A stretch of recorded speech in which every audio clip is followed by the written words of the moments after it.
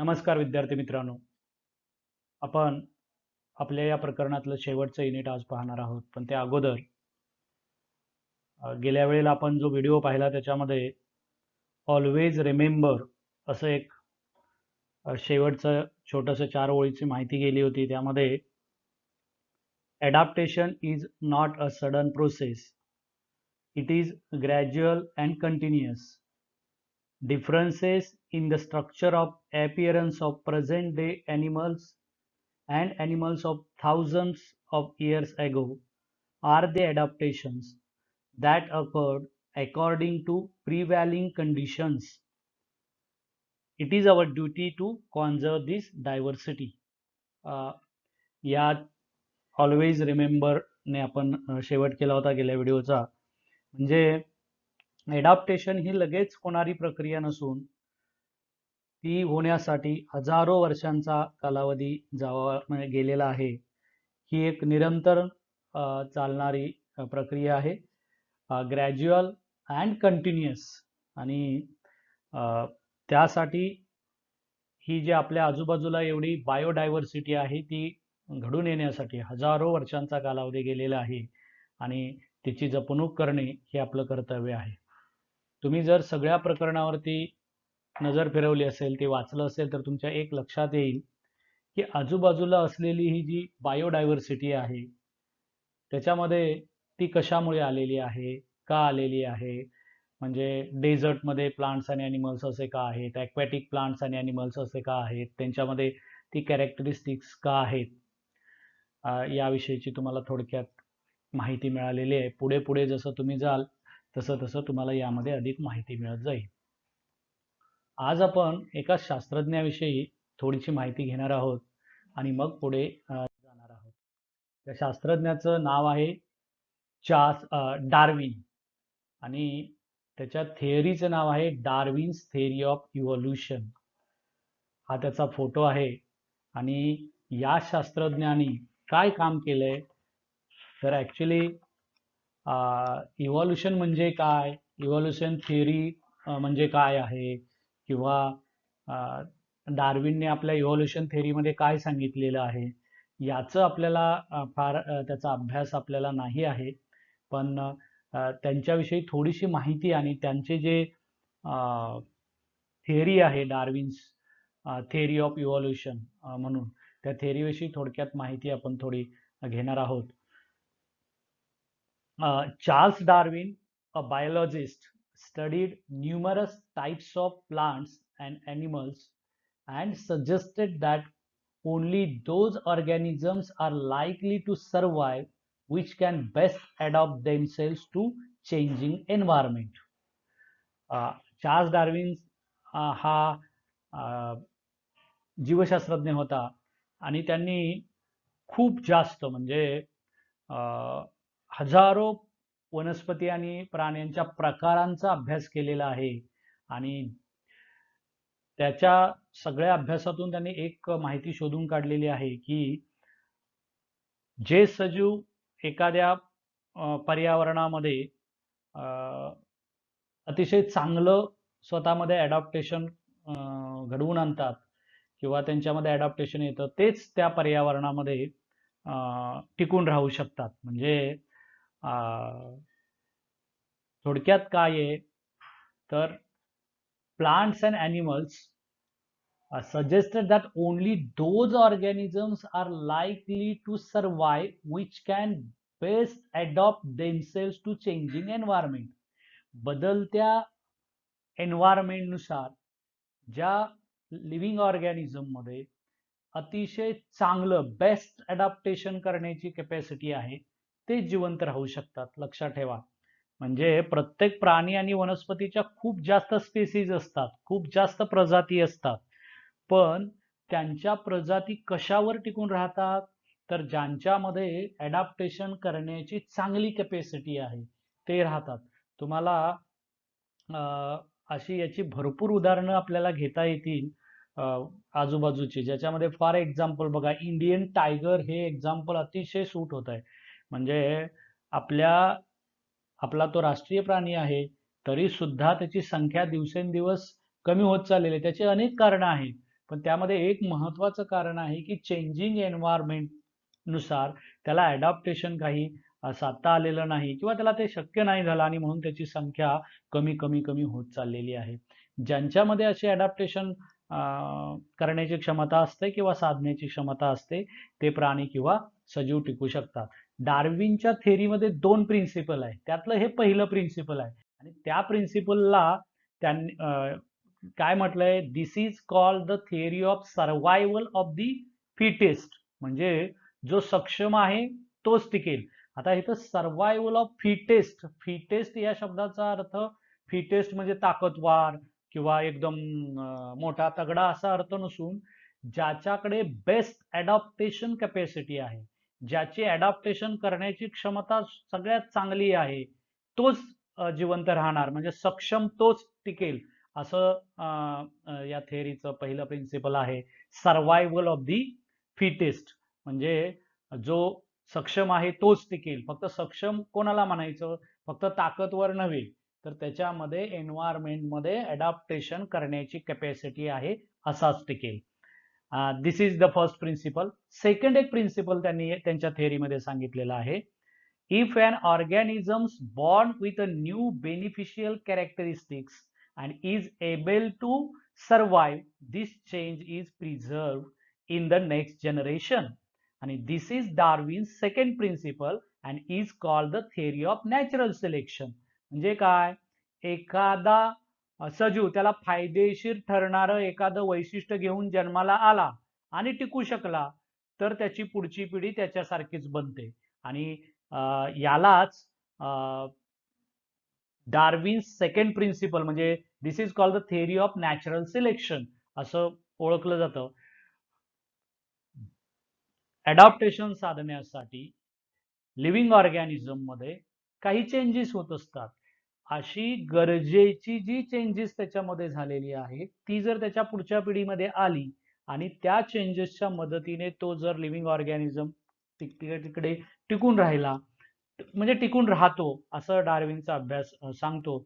आणि या टिकण्याला natural selection म्हणतात.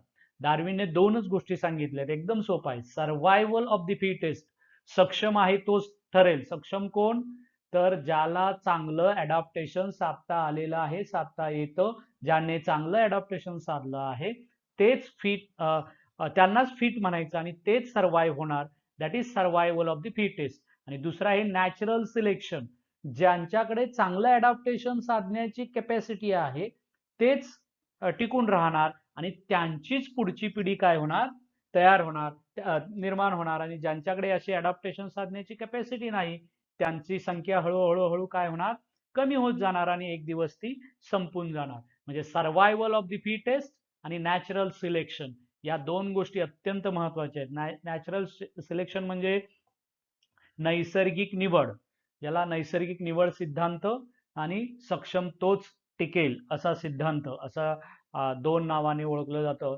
डार्विनने यामध्ये खूप काम केलेलं आहे. या शास्त्रज्ञाची माहिती तुम्हाला पुढे पुढे गेलात की मिळेल.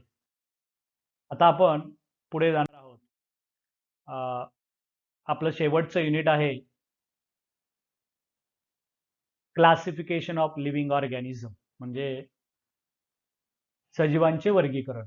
आपल्या प्रकरणाचं नावातला जो सेकंड हाफ आहे क्लासिफिकेशन ऑफ लिव्हिंग ऑर्गॅनिझम, त्याची आपण माहिती आज थोडी घेणार आहोत. मुळात why are living things classified, म्हणजे लिव्हिंग थिंगची म्हणजे प्राणी आणि वनस्पतीचं वर्गीकरण का केलं जातं किंवा का गरजेचं आहे, आणि ते वर्गीकरण करण्यासाठी which are the criteria used for classification of plants and animals. म्हणजे वनस्पती आणि प्राण्यांचं क्लासिफिकेशन करण्यासाठी कोणता क्रायटेरिया किंवा कोणते निकष वापरले जातात.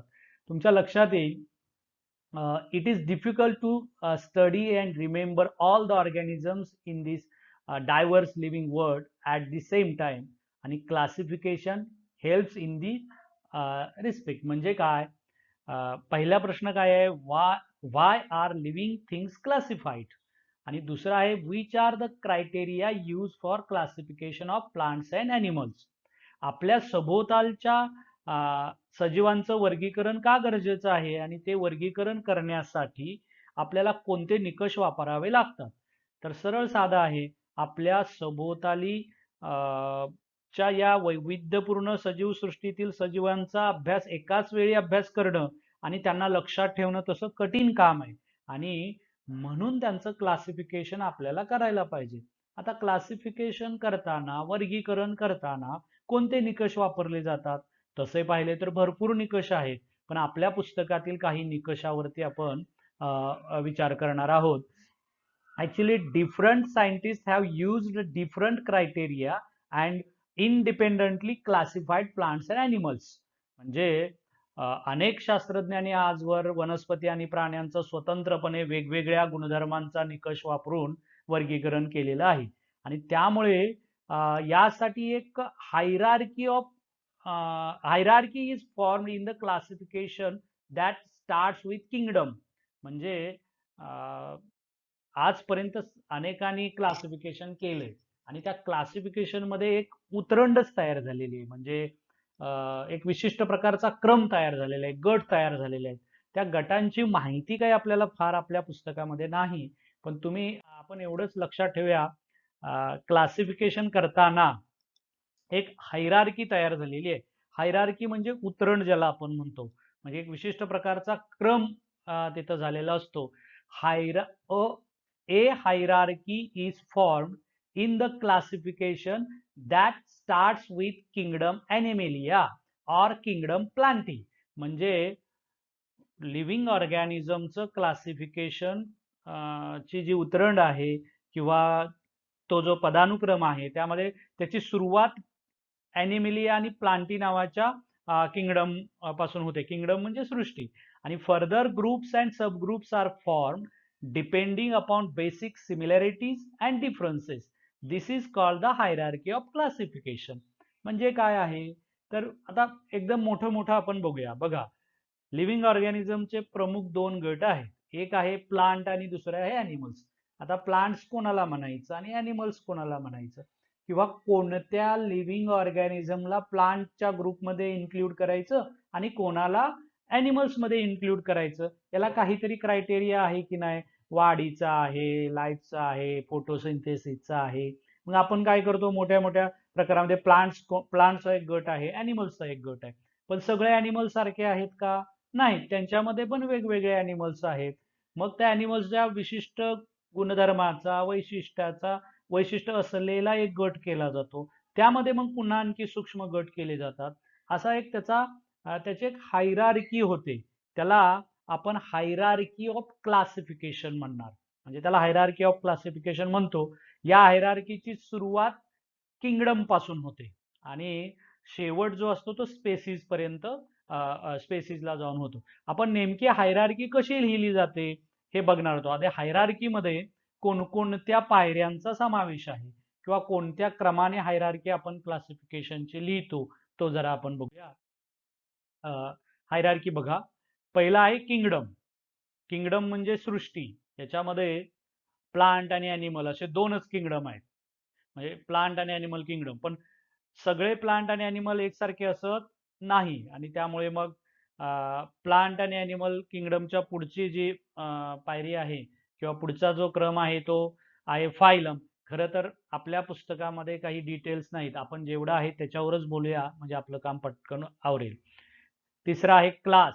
चौथा order. Next one family, genus आणि स्पेसिस. म्हणजे हायरार्कीमध्ये kingdom, phylum, class, order, family आणि जीनस असे त्याचा एक क्रम आहे. लक्षात ठेवायचा, हा क्रम आपण चुकवणार नाही. हायरार्की ऑफ क्लासिफिकेशन मध्ये हे किती टप्पे आहेत? 1 2 3 4 5 6 7. पहिला आहे kingdom, phylum, class, order, family, genus आणि स्पेसिस. आता तसं पाहिलं तर प्लांट मध्ये किंगडम नंतर डिव्हिजन हा दुसरा टप्पा असतो. पण आता आपण आपल्या पुस्तकाप्रमाणे जाऊया आणि या गोष्टीचा फार विचार नको करूया, कारण पुढे पुढे गेलात की तुम्हाला हे टप्पे अधिक चांगले समजतील असं मला वाटतंय. आता या हायरार्की ऑफ क्लासिफिकेशनच्या टप्प्यांचा वापर करून 2 उदाहरणांचं क्लासिफिकेशन आपल्या पुस्तकामध्ये सांगितलं आहे, ते आपण पाहूया बघा. पहिलं आहे मँगो, आणि मँगोचं क्लासिफिकेशन कसं आहे बघा. मँगोचा किंगडम आहे प्लांटी, म्हणजे किंगडम प्लांटी. दुसऱ्या फायलन आर्थोफायला, खरं तर इथं डिव्हिजन पाहिजे, पण ठीक आहे, आर्थोफायला. आणि क्लास डायकॉटिलिडॉनी, त्याचा ऑर्डर आहे सॅपिनेडेल्स, म्हणजे phylum Plantae, class Dicotyledonae, order Sapindales, family Anacardiaceae, genus Mangifera, आणि स्पीसीज आहे इंडिका. हे झालं हायरार्की ऑफ क्लासिफिकेशन मध्ये. मँगोचं क्लासिफिकेशन असं आहे, म्हणजे त्याचा किंगडम प्लांटी आहे, फायलन किंवा डिव्हिजन आर्थोफायला आहे, क्लास डायकॉटिलिडॉनी आहे, म्हणजे त्याची सृष्टी वनस्पती सृष्टी आहे.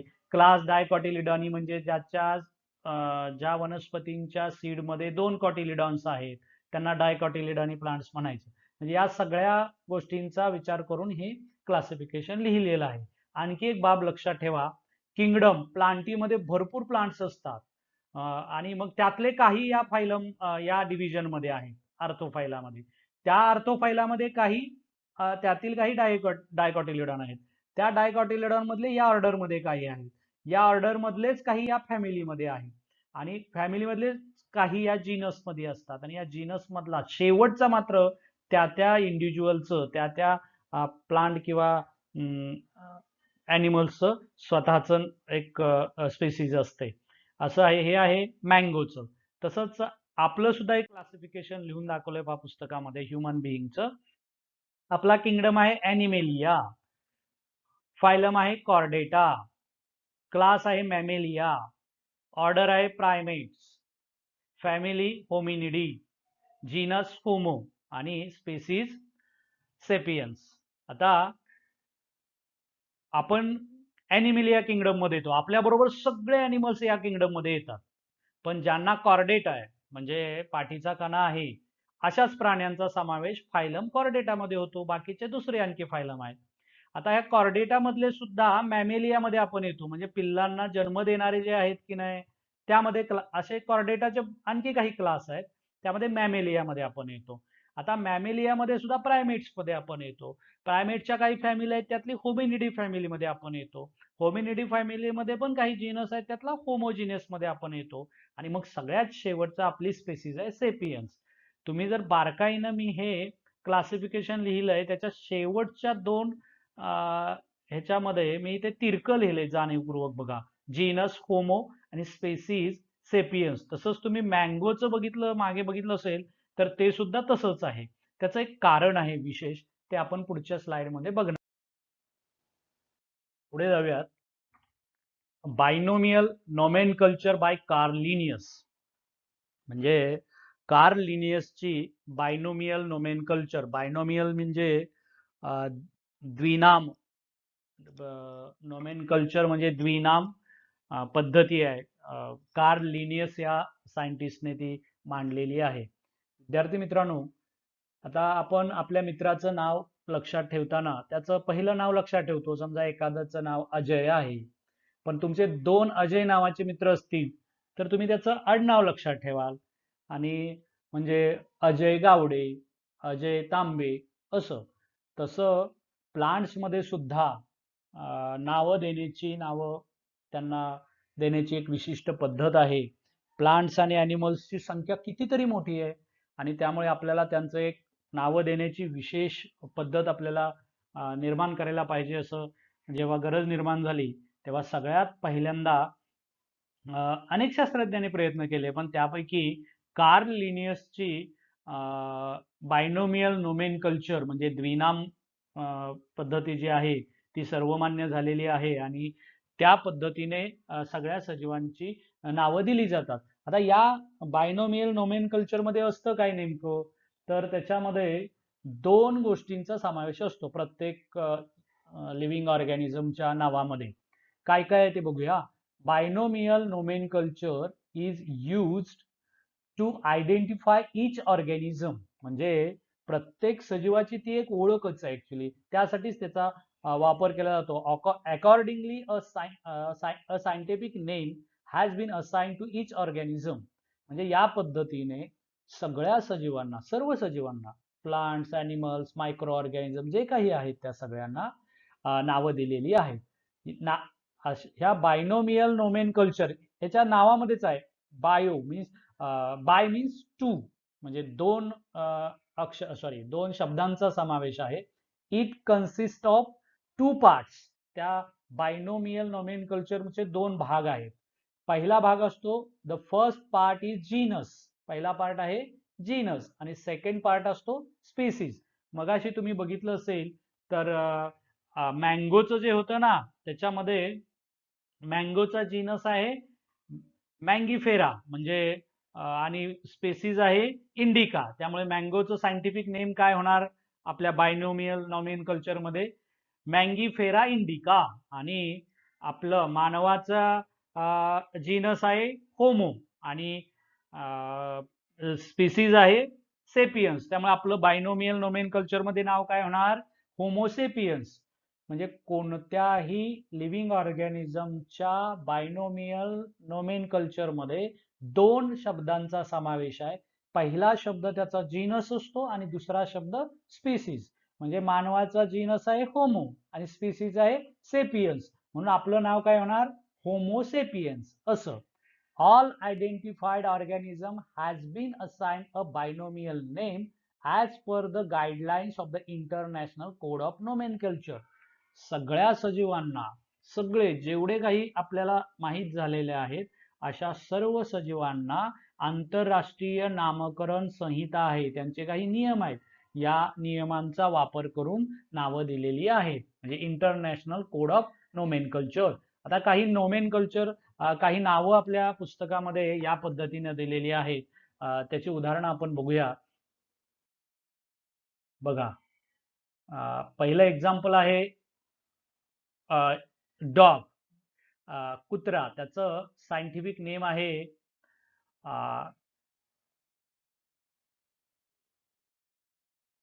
Canis lupus फॅमिलिरियस.